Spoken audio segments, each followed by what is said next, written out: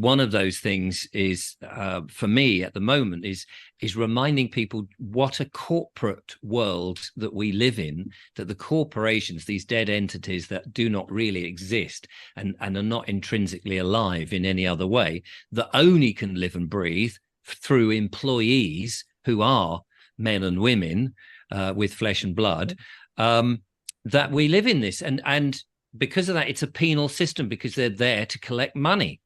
And we, wouldn't it be better to be in a sovereign Britain where we decide what we want and rule how we want to be?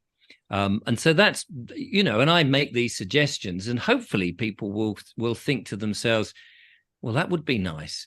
The big barrier that I find, of course, is some of these concepts are a huge leap of faith, too big. I'm often suggesting the Houses of Parliament, the House of Commons, the government, the office of the Prime Minister, and I remind them they are all for-profit corporations registered on Dun and Bradstreet, that there is a different way of administering ourselves. I wouldn't say governing, but administering and having our own guidance, let's say.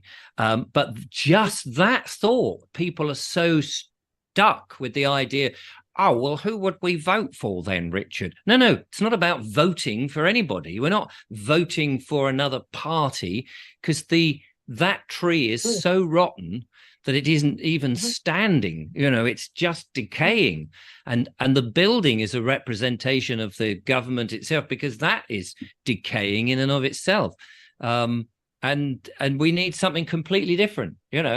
We're all unique, individual, sovereign people.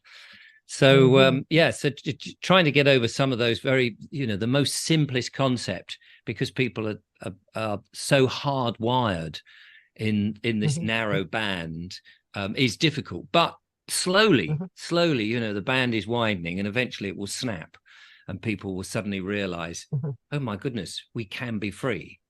And hopefully that will happen. But I think more and more, going back to your earlier question, I think more and more people are beginning to see the light of how they have been ensnared, and that there is a way out.